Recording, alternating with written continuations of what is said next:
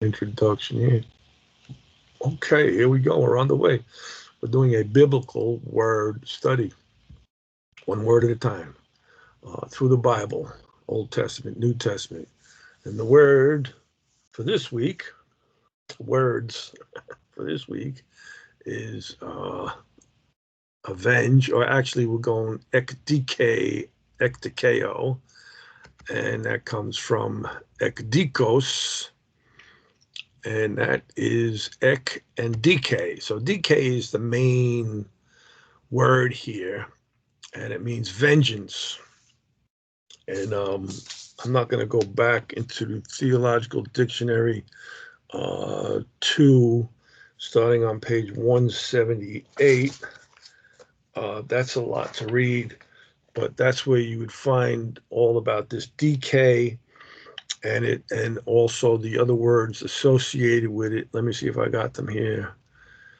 DK 1349, 42. I probably don't. Yeah, here's 1341, 46. There's a lot of them. And I'm going to throw up another page here just to show you what they are. And it's probably going to move me into a new window here. But these are the words associated with that. 1349, like I said, is the main one. That's judgment. DK. I guess I will start with this. DK. About whom, when I was at Jerusalem, the chief priests and the elders of the Jews informed me, desiring to have judgment against him. In Acts 28:4, and when the barbarians saw the venomous beast hang on his hand, when Paul was on Miletus and he put his hand to get something out of the fire, they said among themselves, no doubt this man is a murderer, whom, though he had escaped the sea, they survived the sea and all that, and when the ship broke up, yet vengeance suffereth not to live. So that's DK. And 2 Thessalonians 1:9, who shall be punished with everlasting destruction from the presence of the Lord and from the glory of his power. Like I said, we're plucking these out of context, but you know what they are in context. I think most of us should know, if not all of us. And then Jude 7, even as Sodom and Gomorrah, the cities about them in like manner, giving themselves over to fornication and going after strange flesh, are set forth an example, suffering the vengeance of eternal fire. So these last two verses here are talking about vessels of wrath, and that's the DK. And we're not going to go to this show. This word here is diknuo, and that you will back up to the theological dictionary and go to page 25, and to show, to expose to the eyes. And there's another word, 19, I think it's 1925, having to do with show. Yeah, 1166 and 1925. 1925. I'm just going to show it to you. We're not going to go into that too much.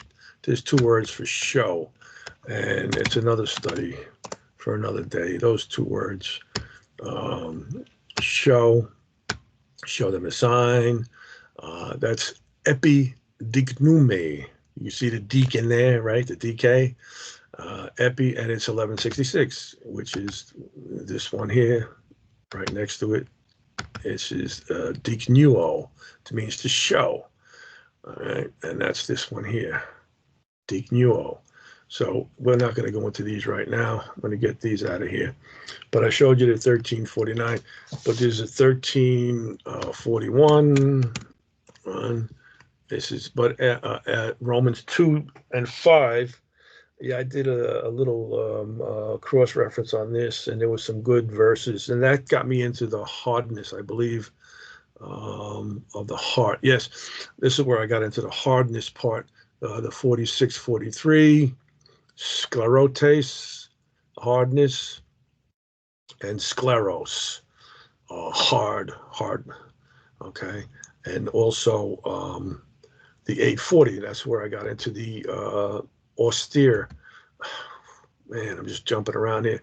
This is what I do. I go nuts with words. I just jump back and forth. Austeros. So these three are connected. 46, 43, 46, 42. Once the noun, and there's a verb in there somewhere, Yeah, that's the one there. And this is austeros. And the difference between these two, to get off the DK, which is what happens when I jump around. I'm right now. I'm looking at this one here. Let me put it up. Dikar Dikayokrise, Dikayorisia, Dikayorisia, righteous judgment, and it's one time in the Bible, and it's talking about Romans 2:5. But after thy hardness and impenitent heart, treasure it up unto thyself wrath against the day of wrath and revelation of the righteous judgment of God. Righteous judgment of God, who will render to every man according to his deeds, to them who by patient continuance in well-doing seek for glory and honor and immortality, eternal life. But unto them that are contentious and do not obey the truth, but obey unrighteousness, indignation and wrath, tribulation and anguish upon every soul that doeth evil, of the Jew first and also of the Gentile. But glory, honor, and peace to every man that worketh good, to the Jew first and also to the Gentile, for there is no respect of persons with God. So that whole Romans 2, 5-9 is talking about that. And the judgment, and it's all judgment. That's the righteous judgment of God. And he always says, there are some places in the Bible where it says we can take vengeance, but it's God working through us to get that vengeance going. And he says, vengeance is mine. And we'll run into a couple of those verses too. But I'm going to slip away from that for this 1 second here to get into this hardness part. And the word scleros and this other word, where is it? Here it is, 840, is the austeros, austere. And I'll put them up here real quick. 840. I think there's 1 or 2 verses here. How many are there? Yeah, there's 2 verses.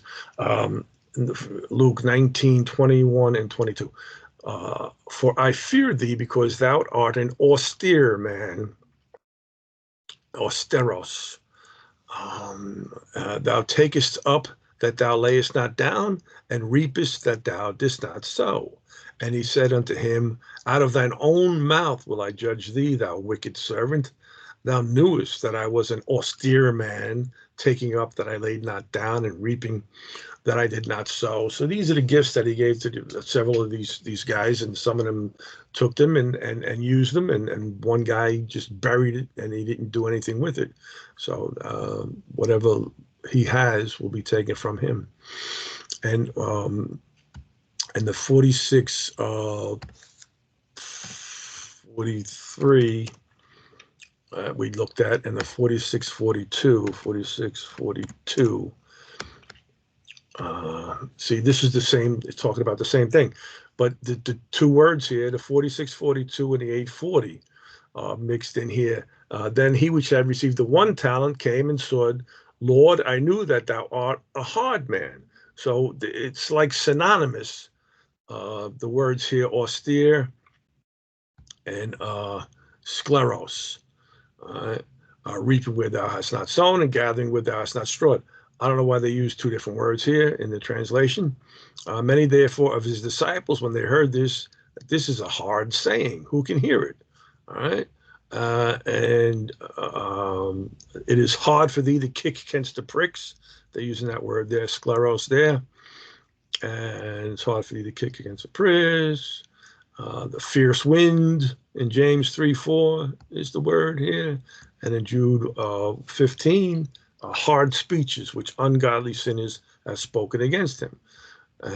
But these 2 words are synonymous words, and one means austere, has not necessarily an unfavorable meaning.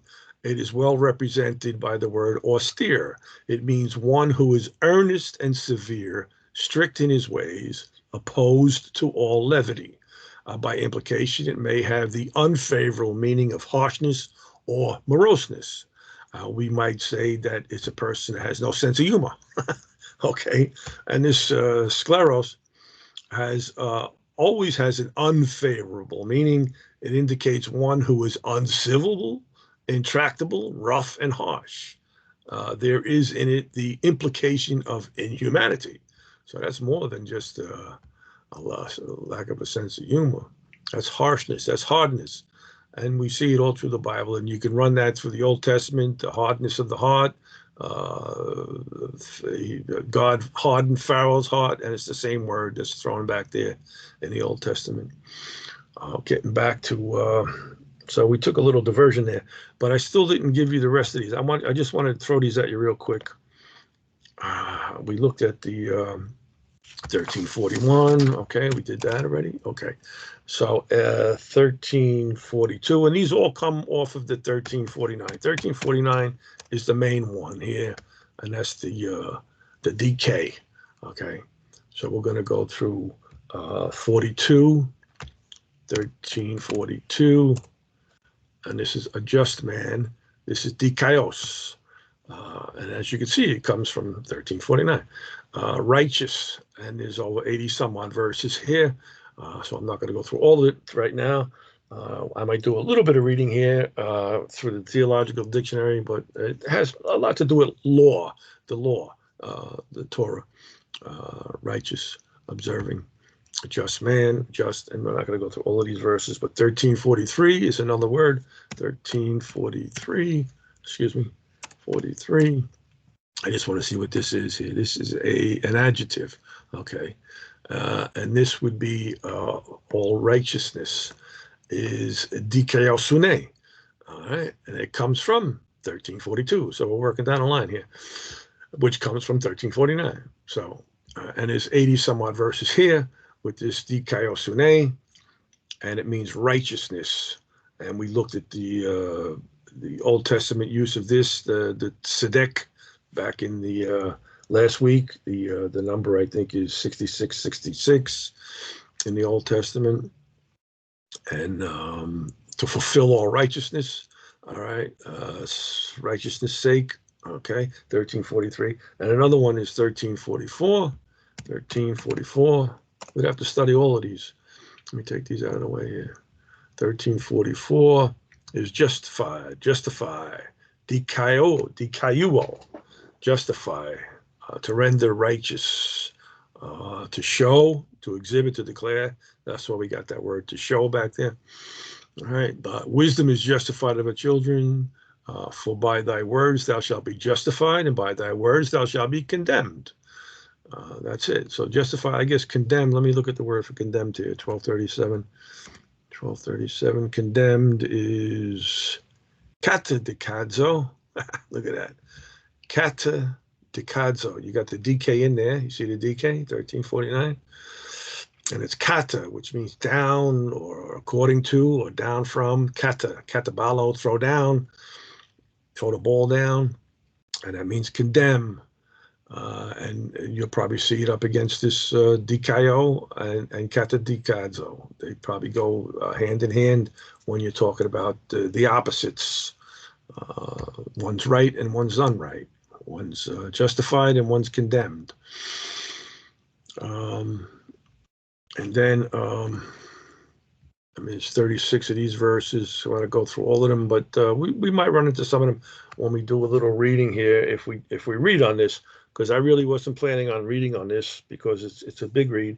I was going to go to the 1557, and we might slip into that. But I just want to show these to you real quick. And then 1345. 1345 is another one. So all of these, and this would be dikaioma, righteousness, ordinance, judgment, that which has been deemed right so as to have force of law. And all these have to do with law. And they were both righteous before God, walking in all the commandments and ordinances of the Lord, blameless. So there you go. When we're talking about law, we're talking about commandments. Let's see what the commandments is here. Commandments is the entole. All right? Entole, commandment, precept, and order, command. The law, entole. And then who, knowing the judgment of God, that they which commit such things are worthy of death, not only do the same, but have pleasure in them that do them. Romans 1:32, talking about the reprobates there, sodomites and all that good stuff. And then just we read Romans 2:26. Therefore, if the uncircumcision keep the righteousness of the law, shall not his uncircumcision be counted for circumcision? That's why we say circumcision, like baptism, is, like everything else, is spiritual. It's not physical. In the Old Testament, it gave circumcision to Abraham, and everybody had to be physically circumcised to separate the Jews from the Gentiles. That's how you knew the difference. And God did that for a reason. That's the Old Testament type. That's the shadow. And we are now the circumcision. Whether you're circumcised or not, whether you're male or female, it doesn't matter. We are now the circumcision. And if we keep the law, we are considered circumcision, which is righteous, which is a righteous thing. And it's good verses, but there's only 10 verses here. I'm not going to go through all of them, but you get the idea. 5:16, and not as it was by one that sinned, so is the gift. For the judgment was by one to condemnation. Let me look at that word, judgment. 5:16. The judgment, 29:17. Krima. Yeah, I didn't get into this too much, but I should have. Krima, the main one here is 29:19. This is the verb krino, to judge, determine. All these are connected. Every single one of these words is connected. The Bible's one big word. We're just trying to describe it. The judgment and the condemnation. Katakrima. Everything's connected. Katakrima comes from katakrino, which is kata and krino. I love these words. But the free gift is of many offenses unto justification. Therefore, as by the offense of one judgment came upon all men to condemnation, even so by the righteousness of one the free gift came upon all men unto justification of life. Talking about Adam and Christ. The first one blew it all, and the second one gave it back to us. And Romans 8:4, that the righteousness of the law might be fulfilled in us who walk not after the flesh, but after the Spirit. So everything's spiritual now. The ordinances are nailed to the cross, Colossians 2:14, I believe it is. And Hebrews 9:1, then verily the first covenant had also ordinances of divine service and a worldly sanctuary. And these were all nailed to the cross with Christ. That's the first covenant, which stood in, going down to verse 10, which stood only in meats and drinks and diverse washings and carnal ordinances imposed on them until the time of Reformation. And when was that? That's now. Time of Reformation. 1357. Reformation. Diorthosis.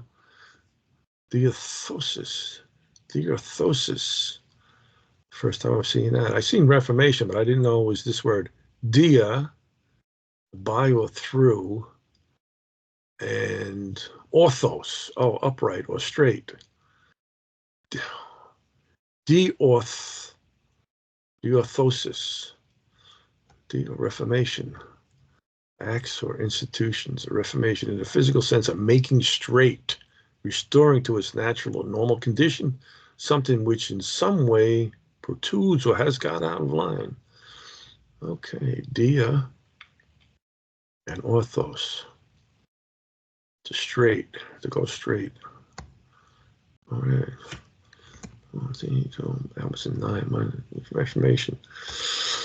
So 15:4. Who shall not fear thee, O Lord, and glorify thy name? For thou only art holy, for all nations shall come and worship before thee, for thy judgments are made manifest. And it all has to do with the law. And Revelation 19:8. And to her was granted that she should be arrayed in fine linen, clean and white, for the fine linen is the righteousness of the saints. and that's the priest wore that. 1345 and 1347. Let me look at 46. What is that? 47. Justly. Huh. They don't have that in the in this particular TDNT. I don't know why. 1346. You see, they don't have a TDNT over here, but it's part of it. But I caught that because I wrote it down there. 1346 is we indeed justly, for we receive the due rewards of our deeds, but this man has done nothing amiss. Okay, this is the guy on the cross talking to the other guy on the cross, telling him that Jesus was a righteous man. Awake to righteousness and sin not. Okay. You are witnesses, and God also, how holily and justly and unblameably we behave ourselves among you that believe. Right. Teaching us that denying ungodliness and worldly lust, we should live soberly, righteously, and godly in this present world. 1 Peter 2:23. Who, when he was reviled not again. And when he suffered, he threatened not, but committed himself to him that judges rightly. So he had to go to the cross. That was it. And when the Jews questioned him, he said nothing.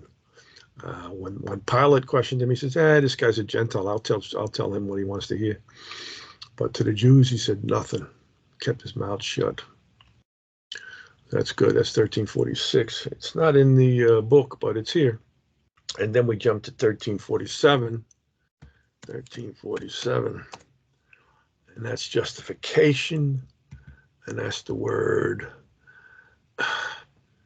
dikaiosis. And it comes from 1344, which we looked at, right? I think we looked at that. 1344. Did we look at that? 1344. Justified of her children shall be justified. No, I didn't look at that. 1344. Well, let's look at 47 right now. As dikaiosis, it's feminine noun, justification, the act of God declaring men free from guilt and acceptance to him, and that's only by grace. Romans 4:25, who was delivered for our offenses and was raised again for our justification. And Romans 5:18, therefore, as by the offense of one, we saw that when we were looking at the other word. The offense of one, Adam, came upon all men condemnation, even so by the righteousness of one, Jesus, the free gift, came upon all men unto justification. That's dikaiosis. But this one here, I don't think we looked at it. Dikaiuo, justify, be freed, to render righteous, to declare, pronounce. I don't know, correct me if I'm wrong. I don't think we looked at it. The Son of Man came eating and drinking, and they say, behold, a man gluttonous, a wine-bibber, a friend of publicans and sinners. But wisdom is justified of her children. Dikaiuo, it's the verb. Dikaiuo, 1344. For by thy words thou shalt be justified, and by thy words thou shalt be condemned. I think we looked at it. Because I looked at condemned. I remember looking at Ketep Tikadzo, yes. All right. So that's it. And 1340, that's it on that. And we look at 1341 already. So that's the DK. And it's all about the concept of law. It's exercised so strong an influence on the understanding of all social relationships that even theological reflection on the fellowship established between God and man was decisively affected by it. One may say that the law is the basis of the view of God in the Old Testament, insofar as it is theologically developed, and that conversely, the endowment of legal concept with religious meaning contributed to an ethicizing of law. And there's a lot to read. I'm not going to read it all. The richness of the Hebrew usage is in general excellently reproduced in the corresponding Septuagint. So if you took all of these words that we just looked at and went into the Old Testament and looked at it with the Septuagint, we would see a lot of the Greek Old Testament. we would see, what am I looking at here? 1349. 1349. We put that in Septuagint, and here you would get all the verses with this number. There's 17 or 18 matches with this Greek DK into the Old Testament. So this would be the Septuagint. What we're reading here, Exodus 21 and 20. And if a man smite his servant or his maid with a rod and he die under his hand, he shall be surely punished. So that's what this is here. And this is ek dikestete. And that is the 1556. We're going to look at that now. So you always have these words, not always, but a lot of times you'll see these together in the Greek Old Testament. DK and ekdikeo.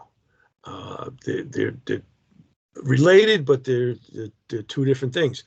And it would go with, let me put this over here so I can see this. And it goes with this one here, ekdikos. All right, but in the Hebrew, we'd be looking at nakam, which we studied last week. Excuse me, nakam, and that's the word here. And it doesn't give you the TWOT here, but we know what that is. Nakam, the TWOT on that is 1413, 53:58. All right, and Leviticus 26:25. Talks about, I will bring a sword on you that avenge the quarrel of my covenant. And when you are gathered together within your cities, I will send the pestilence among you, and you shall be delivered into the hand of the enemy. And this word here in the Septuagint is DK, but over here it's the 53:58. It's the nakam. All right. And we can go through that. There's 18 verses or 17 verses, and it's all 1349.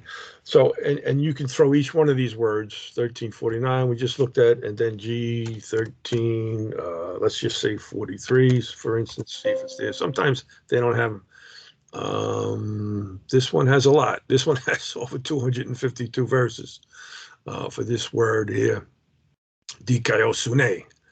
Justification, equity, and I'm curious, 15, 16, and he believed the Lord and he counted it for righteousness. So here's the word righteousness that we looked at last week, and it's the tzedek comes from tzedak, right? Like the Melchizedek, the king of righteousness, tzedak. Righteous. Okay, we're not going to go through all of these here, but as you see, you can go crazy putting all of these Greek words into the Septuagint, and you'll go into the Old Testament and you'll see the shadow of what we're talking about here when you do all of these words. But I want to get back into this other one, the 15. I'll take one of these out of here. Let's take this one out of here. And that helps. Okay. Now the DK, what was I looking at here? What I wanted to start with originally. So we just went through all of these, 13, 42, 43, 44, 45, 47. I'm going to take these out of here for now. All right. So I can open up another page here if I need to put another one up there. 94. So where is it? Here we go. 15, 56, 57, and 58. Let's start with 56. So this is ek dikeo, avenge or revenge, to vindicate oneself, to do one justice. So I'm going to skip this reading of this DK here in the Theological Dictionary to 174. And we're going to jump to Theological Dictionary 2, 442. 442. I got it marked off here. Here it is. 442. And the Old Testament words for this would be the nakam and the shaphat. And we studied that all last week. Nakam, the 53:58. and the Shafat, the 8199, judge and judgment. And we'll see this here, ektikeo, and also, excuse me, ektikasis is vengeance or a vengeance, a revenging, a vengeance. 2 Corinthians 7:11. For behold, this same thing that you sorrowed after a godly sort, what carefulness it wrought in you, yea, what clearing of yourselves, yea, what indignation, yea, what fear, yea, what vehement desire, and yea, what zeal, yea, what revenge. In all things you have approved yourselves to be clear in this matter. And that's 57. That would be down here. Here we go. So all of these good words here, vehement desire, revenge, you have clear in this matter. Let me look at that.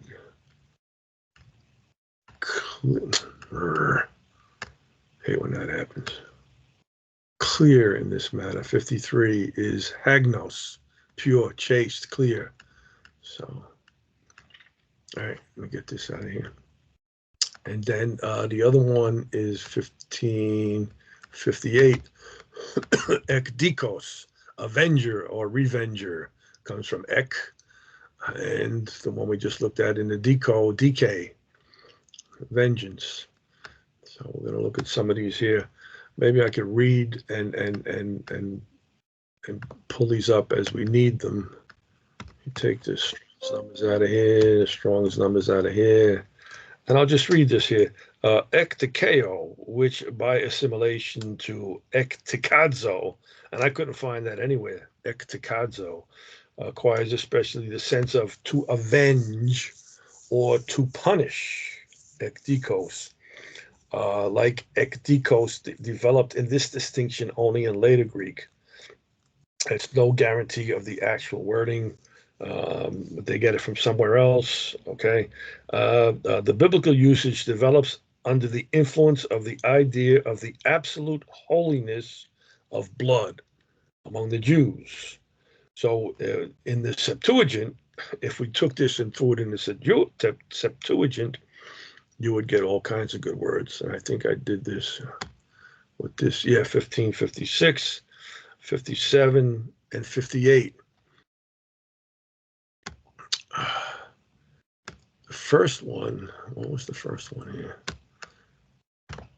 4:15, right? Oh, yeah. And the Lord said unto him, therefore, whosoever slayeth Cain, vengeance shall be taken on him sevenfold. And the Lord set a mark upon Cain, lest any finding him should kill him. And this is the nakam. That's the word nakam. So you take this vengeance and you put it into the Old Testament. Most of the time it's going to be nakam. And then other times it'll be other things.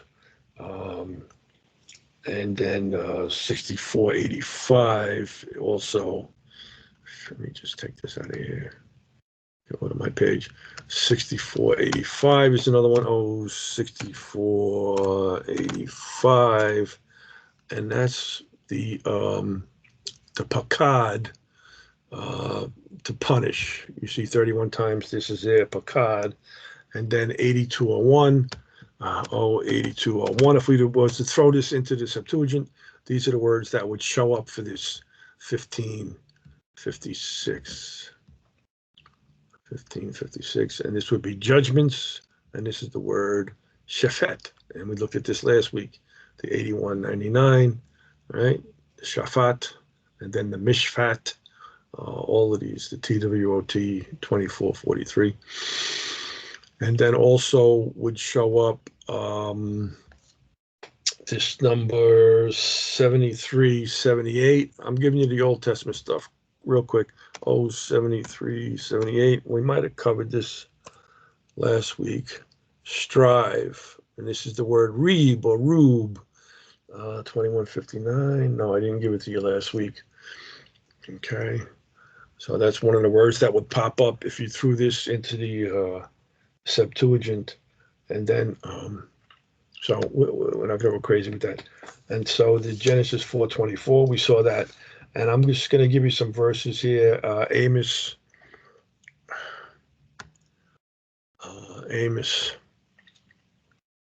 3. Amos 3. Jose. Is Amos before Jose? Whoops. No, it's after, right? Yeah, Jose. It should be here any second now. There it is. Amos 3, 2 and 14. So I'll put 3:2 here. You only have I known of all the families of the earth. Therefore, I will punish you for all your iniquities. And that's the whole thing throughout the whole Old Testament. He's punishing them. 64:85 is the word pakad. I'll punish you for all your iniquities. And then 14, that in the day that I shall visit the transgressions of Israel upon him, I will also visit the altars of Bethel, and the horns of the altar shall be cut off and fall to the ground. And that I shall visit, that's the word here, 64:85, pakad. So they take this ektikeo, and they translated pakad into ektikeo. For some reason, it works. And then Numbers 31:2. Numbers 31:2. I don't think it's here. Numbers 31:2. What's Numbers 31:2? Numbers 31:2. Avenge. Here we go.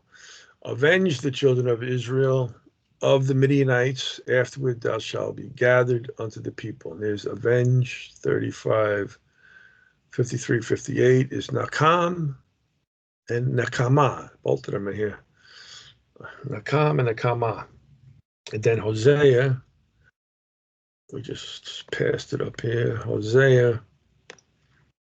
Zephaniah. Hosea 2:13. 2:13. No, it's probably 2:15. But there is a 2:13. Oh, it's 2:15. Here we go. 2:15. I will give her vineyards from thence in the valley of Achor, the door of hope, and she shall sing there as in the days of the youth, as in the day when she came up out of the land of Egypt.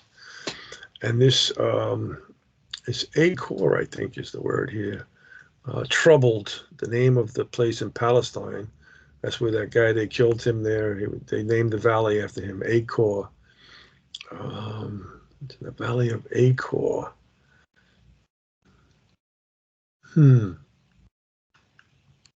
This is give. This is Nathan. All right. And then Jeremiah 5:9. Jeremiah 5:9. Jeremiah 5:9. 5:9. Here we go. Shall I not visit for these things, saith the Lord? And shall not my soul be avenged on such a nation as this? So you got two words here. You got the visit. Excuse me. I'm on now. You got the visit, the pakad, which has something to do with punishment or avenging, and vengeance here. This is the nakam. So you got the two words there. And Jeremiah 5:9. And they have it in here as ektikeo. And you can see the different spellings here. This is why it's good to have the Septuagint, because you get the actual spelling, the end of the word. Ektikesia, S-E-I. So that's an ending. And you have to see it means a verb. The part of speech is a verb. future tense, active, indicative, third person, singular. That's what all of this means. That's what the SEI would mean over here. So we can't get into all that English stuff right now, but it's good to know if you need it. And Numbers 31:2 we read, Leviticus 26. And this is just taking this word and throwing it into the Old Testament. Leviticus 26:25. What's the number then? 15:57. Exodus, LN. So I don't know, 26:25. It's not coming up here. Leviticus 26:25. 26:25. It's probably not that verse, but we're going to take a look anyway. 26:25. Yeah, I will bring a sword upon you that shall avenge the quarrel. Nakam, the Nakam. Avenge the quarrel of my covenant.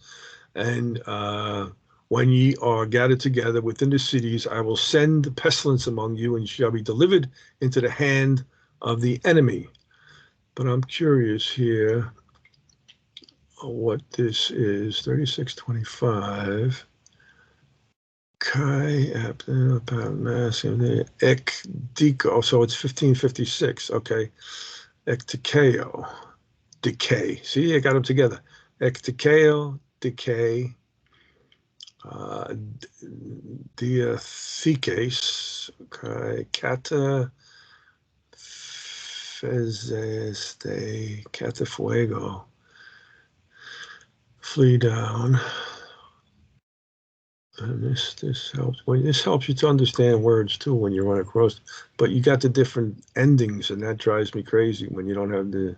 Because you got paradotheseste, right?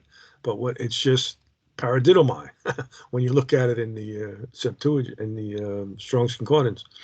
It's paradidomai, but it's paradotheseste. So, and this. Ecthros, we know what that is. It means it's ecthros, enemy, foe. So going back to the KJV plus, and I will bring a sword upon you and avenge. So they got DK and that the two different words there. And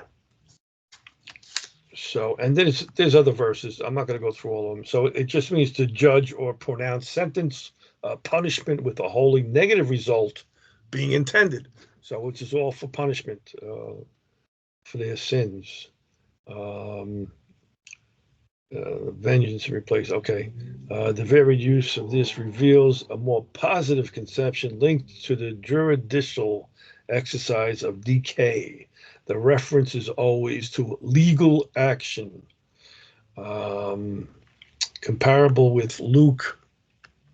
Let me go back to this. Comparable with Luke 18:3 and 5. Luke 18:3 and 5. And we covered this last week. And there was a widow in that city, and she came unto him saying, avenge me of my adversary. And he would not for a while. But afterward he said within himself, this woman's driving me crazy. He says, though I fear not God nor regard man, yet because this widow troubleth me, I will avenge her, lest by her continual coming she weary me. So you got the words here. Avenge me, ekdikeo, of my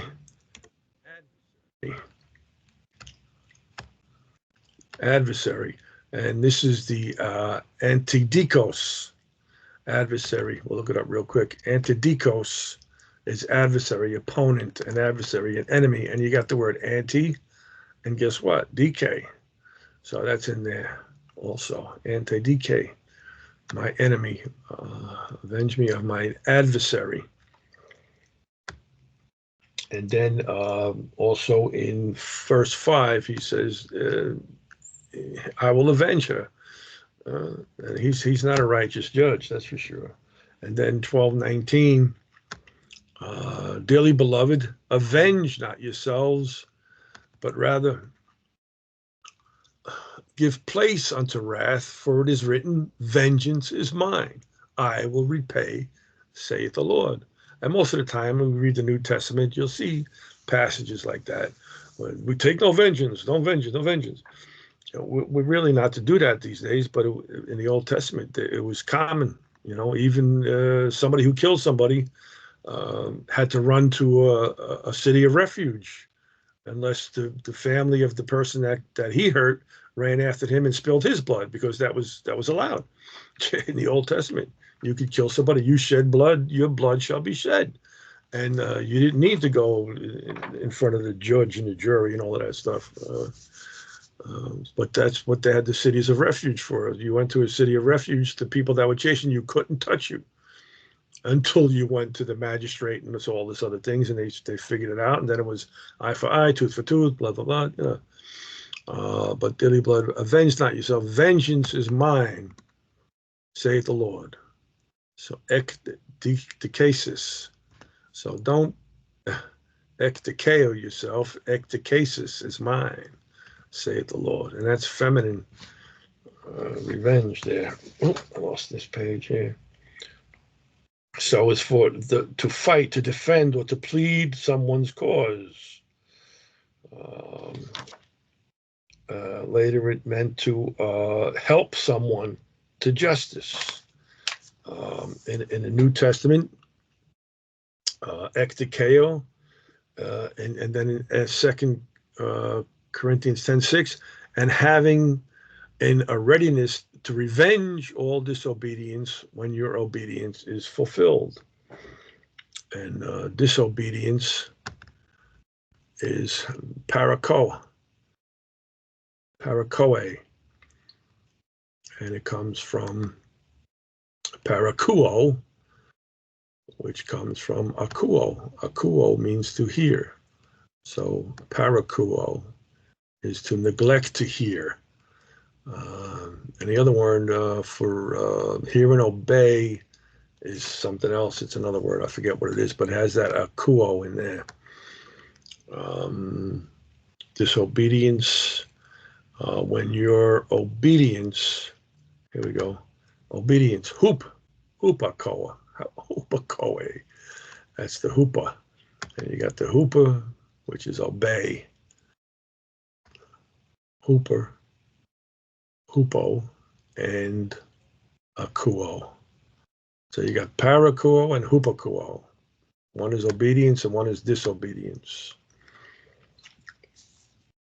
3876, right? Okay. In a campaign against the fortified strongholds of the enemy. Okay, that's 10:6. On the other hand, 6:10, Revelation 6:10, and they cried with a loud voice, saying, how long, O Lord, holy and true, dost thou not judge? And that's the krino, and avenge our blood on them that dwell on the earth. So either he does it or he allows us to do it. And that's the 29:19. That's the judge, the krino, right? And it goes hand in hand with this. And it still has to do with the law. It all has to do with the law. And then 19:2 talks about, for true and righteous are his judgments. His what? His krisis, his judgment. For he hath judged, krino, the great whore, which did corrupt the earth with her fornication, and hath avenged the blood of his servants at her hand.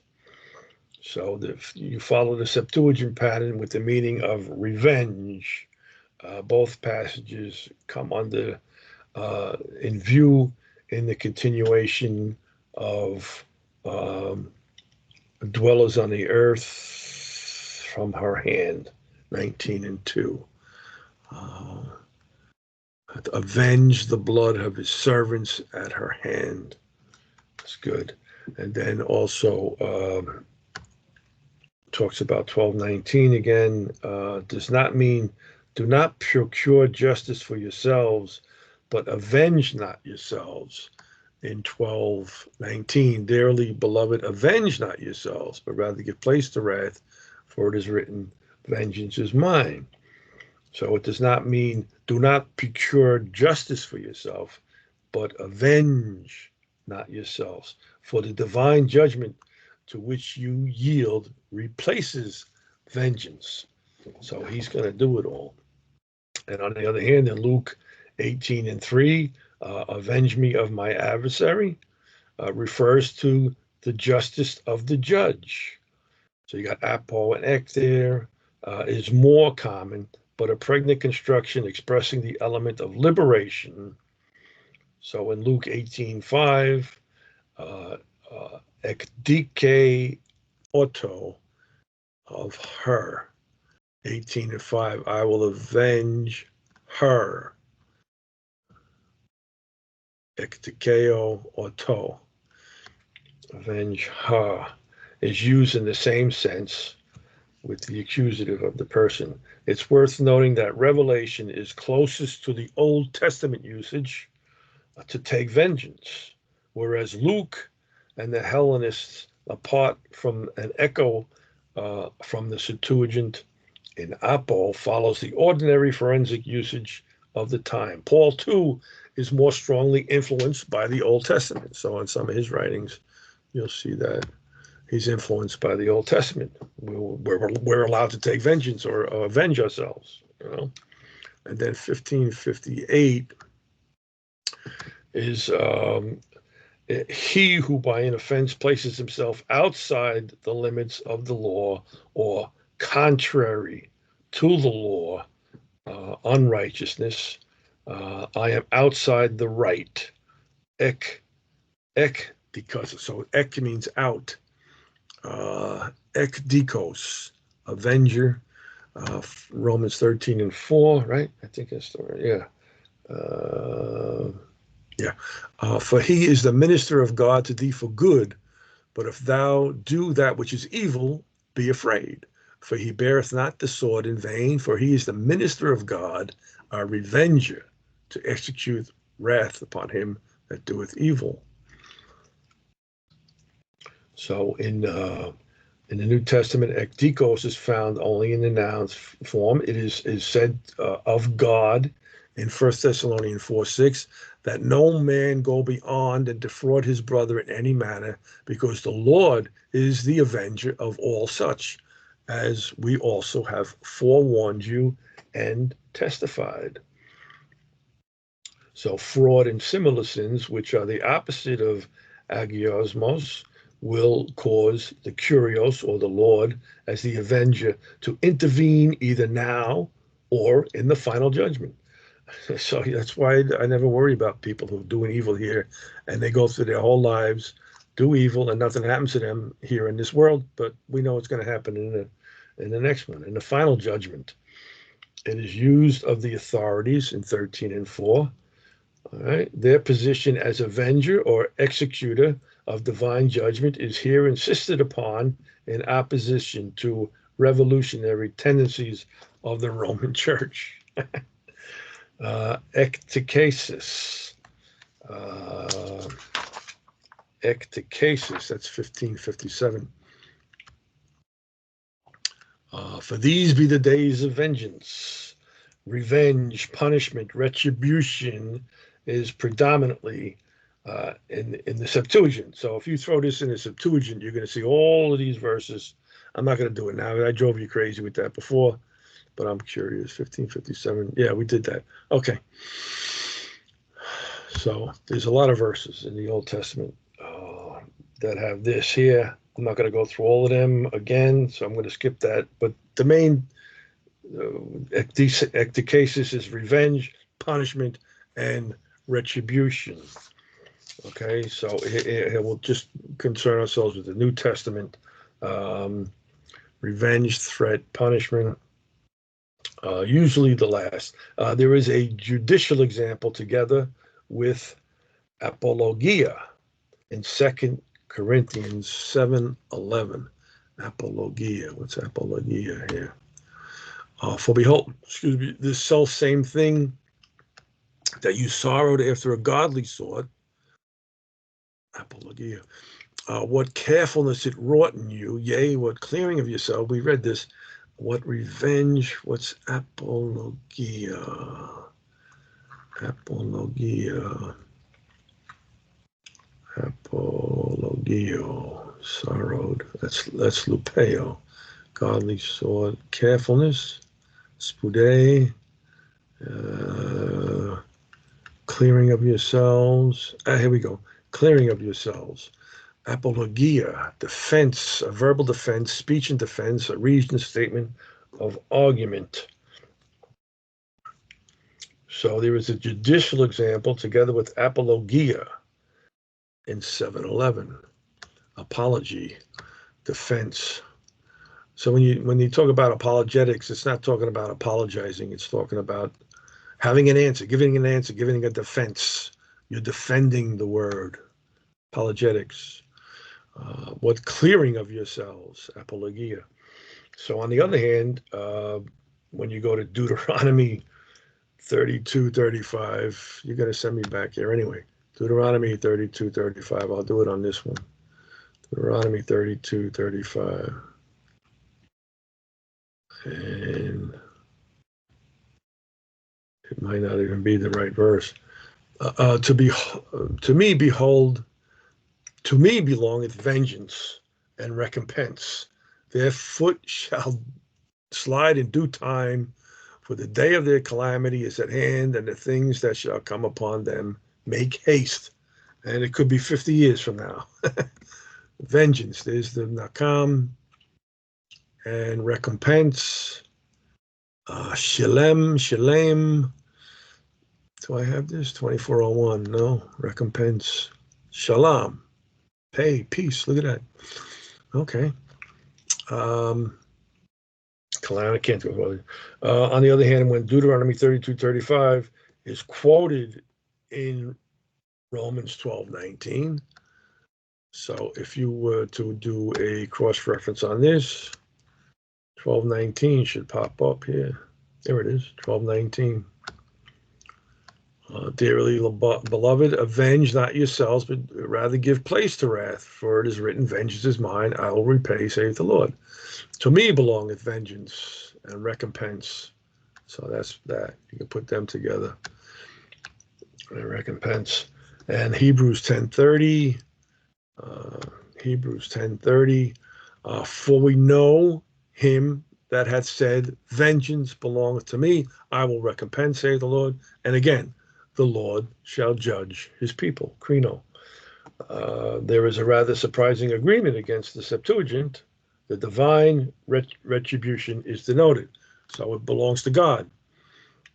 In flaming fire, taking vengeance on them that know not God, that obey not the gospel of our Lord Jesus Christ. And Acts 7:24, and seeing one of them suffer wrong, he defended him and avenged him that was oppressed and smote the Egyptians, speaking of Moses, before he ran away for 40 years. He killed the Egyptian. And he had to run for his life. And then in both cases, the quotation follows the Masoretic closely, talking about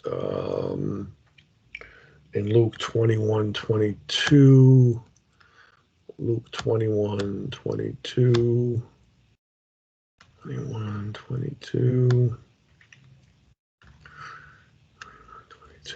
For these be the days of vengeance, that all things which are written may be fulfilled. There you go. If it's written, it's got to be done. All right. So I had it there. I just had to go back up to this here. All right. There we go. Where it refers to the last judgment as the days of divine retribution. These be the days. And 1 Peter 2:14. Or unto governors, as unto them that are sent by him for the punishment of evildoers and for the praise of them that do well. The magistrates are sent to punish evildoers. And Luke 18:7. And shall not a God avenge his own elect, which cry day and night unto him? though he bear long with them. And you can go right into Revelation, that verse we read before. How long, Lord? How long? All right. As concerning them again. So it is less influenced by the Septuagint than by ordinary Hellenistic usage. God will vindicate his elect in the sense of retribution. And on the other hand, Acts 7:24 is closer to the Septuagint to procure revenge. And we just read that. This approximation to Old Testament usage corresponds better to the style of Stephen's address in Acts 7. All right. And 2 Thessalonians 1:8, in flaming fire, taking vengeance on them that know not God, that obey not the gospel, should be rendered to execute vengeance. In this passage, the dative is used for the person punished because there is free reference to Isaiah 66. Let me see if I can do this. Isaiah 66. You think it'll be here? Isaiah 66. There we go. No? 15. Isaiah 66, 15. A lot of stuff here. You got 70 verses.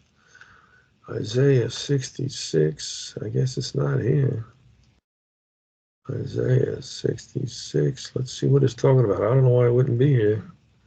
But all those good verses there. Look at that. And a cross-reference on this 2 Thessalonians 1:8. In flaming fire, taking vengeance. Isaiah 66:15. Why didn't it pop up here? Isaiah 66:15.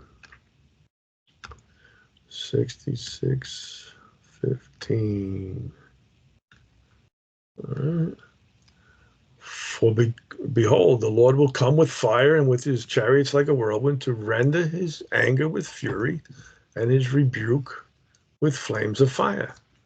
I'm shocked that didn't come up with. Maybe I just passed over. Maybe I missed it. 2 Thessalonians 1:8, in flaming fire, taking vengeance on them. So, all right. So that's the decasis, ecdecomai, and all of that good stuff. Let me see what else I have here. Chakaz. Get this out of here. I didn't number these, so I'm not worried about it here. This is 7185 in here? No. 6485? No. Let me see something here. Hold on. A lot of good stuff here. I just, there's just so much stuff here. I don't know where to go. 2388, I wrote down here. One of the last things I wrote down, laid hold upon his hand. God, strong, repair, strengthen, harden. Oh, this was the harden thing. Yeah, forget about that. Yeah, okay. So this DK and the ecdecomai and all of this stuff, we're going to, this one word here, punish, 2849, kaladzo, punish, from kolos, meaning to dwarf, to lop or prune as trees, to curb, to chastise, to cause to be punished. And this is part of that 1776. Yeah, I got to look into that more, because when you look at this here, it has to do with praying, to pray. There's a rich nomenclature for praying in the Old Testament. A second suggestion also relates to palal, the Arabic falah, connection to the two, meaning to break, to cut, to pass judgment. The third suggestion, palal, napal, same, to fall. A fourth suggestion, palal, to estimate, to assess, to base and reflect. And then here, what then is a relationship to do the significance of the 84 verse means to pray. So it's all has to do with praying, supplication. But when you look at some of these words here, it's all judging.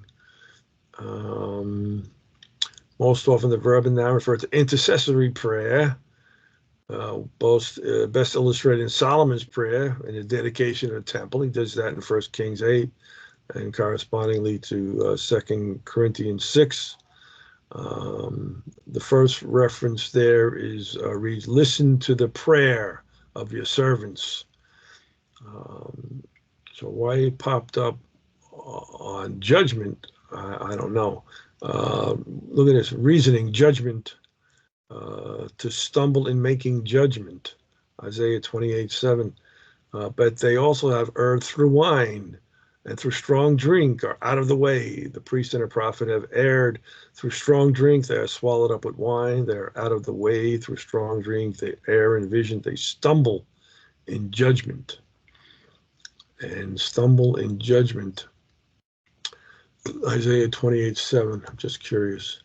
Isaiah 28:7. And this would be the number. Oh, they err. They stumble in 28:7. Come on. 4, 5, 6, 7. Externals follow vision. They stumble. 63:28. Puke. Pook. In judgment. 64:17. And then 64:16 is judge. So you got these two words here, 64:17 and 64:16, that mean judge. But the whole reading in 1776 is about prayer. So go figure. So 64:17 is the Pele law. It's one time in the Bible. And 64:16 is the Peleli. And it's one time in the Bible. And it just means judge or judgment. But this Acts 4:21. So when they had further threatened them, they let them go, finding nothing how they might punish them because of the people. For all men glorify God for that which was done. That was the apostles. And then 2 Peter 2:9. The Lord knoweth how to deliver the godly out of temptations and to reserve the unjust unto the day of judgment, to be punished. Day of judgment. Crisis. And then the unjust here is adikos. Yeah, I didn't look at that. I got a couple of verses on that. Let me see if I can call them up here now. 94. 94. Just jumping around here. Excuse me. Take this 64:14. Oh, you got 64:14 also here with this thing. It means judges. But you see, like I just read, this 1776, it all has to do with prayer. 64:19. See? Pray, make, judge, treat, judgment, prayer. Okay, so intervene, interpose, pray. But this particular one here, 64:14, is judges. If men strive and hurt a woman with trials so that her fruit depart from her, so if she has a miscarriage and yet no mischief follow, he shall be surely punished, according as the woman's husband will lay hold upon him, and he shall pay as the judges determine. So I wonder what they would say about abortion. I mean, this is an accident. If you accidentally cause the woman to lose the child, you got to pay. For their rock is not as our rock, even our enemies themselves being judges. For this is a heinous crime, yea, it is an iniquity to be punished by the judges. Punished by the judges. That's the paleo. All right, I got that in there. But this unjust, adikos, it's the alpha privative, and decay, vengeance. All right. That ye may be the children of your Father which is in heaven, for he maketh the sun to rise on the evil and on the good, and he sendeth rain on the just and the unjust. So you put the just, 1342, dikaios, and the unjust, adikos. adikos. And then he that is faithful in that which is least is faithful also in much. And he that is unjust in the least is unjust also in much. If therefore you have not been faithful in the unrighteousness, so here they put unrighteousness here in English, but it's unjust here. All right. So if you have not been faithful in the unrighteous mammon, who will commit to your trust the true riches? And the Pharisee stood and prayed thus within himself, God, I thank thee that I am not as other men are, extortioners, unjust, adulterers, or even as this publican. I mean, the publican was more righteous than he was. The publican wouldn't even lift up his head to say what was wrong with him or what was right with him. He just said, oh man, have mercy on me, a sinner. So he was more righteous than this Pharisee. And have hope toward God, which they themselves also allow, that there shall be a resurrection of the dead, both of the just and the unjust. So that would be the second death for the unjust. We had our resurrection already. But if our unrighteousness commends the righteousness of God, what shall we say? Is God unrighteous who taketh vengeance? I speak as a man. And we're taking them out of context, but you know the rest of it. Dare any of you having a matter against another go to law before the unjust and not before the saints? So he's saying, don't go in front of these heathens, right? He says, do you not know that the saints shall judge the world? And if the world shall be judged by you, are you unworthy to judge the smallest matters? Know ye not that we shall judge angels? How much more things that pertain to this life? If then you have judgments of things pertaining to this life, set them to judge who are least esteemed in the church. I speak to your shame. Is it so that there is not a wise man among you? No, not one that shall be able to judge between his brother. You got the word judge in here about 20 times. But brother goeth to law with brother, and that before the unbelievers. So that's his whole point here. Goeth to law, goeth to krino, judge his brother, and that before unbelievers, apistos. Now therefore, there is utterly a fault among you because you go to law one with another. Why do you not rather take wrong? Why do you not rather suffer yourselves to be defrauded? Nay, you do wrong and defraud, and that your brethren. So he was coming down hard on these people in Corinth, man. Know you not that the unrighteous shall not inherit the kingdom of God. Be not deceived, neither fornicators, nor idolaters, nor adulterers, nor effeminate, nor abusers of themselves with mankind, etc., etc. Let's do the etc., etc. Nor thieves, nor covetous, nor drunkards, nor revilers, nor extortioners shall inherit the kingdom of God. And such were some of you. But you are washed, you are sanctified, but you are justified in the name of the Lord Jesus and by the Spirit of our God. So we were washed. That's luo, apoluo, to wash away, to wash off. Apo and luo, to wash, bathe. And we studied that. But you are washed, you are sanctified, and that's hagiadzo. Sanctify, be holy. And this is my grace. You are washed, you are sanctified. I thought I saw a clean in here somewhere. Justified. Dikaiuo, justified. To be free. And Hebrews 6:10. For God is not unrighteous to forget your work of labor, of love, which you have showed toward his name, in that you have ministered to the saints and do minister. And in 1 Peter 3:18, for Christ also had once suffered for sins, the just for the unjust, that he might bring us to God, being put to death in the flesh and quickened by the Spirit. And that's death and resurrection right there. And 2 Peter 2:9. The Lord knoweth how to deliver the godly out of temptations and to reserve the unjust unto the day of judgment to be punished. And there's the punished. We just read, I think, to be punished. Yeah, that's the kalazo, yes, punish.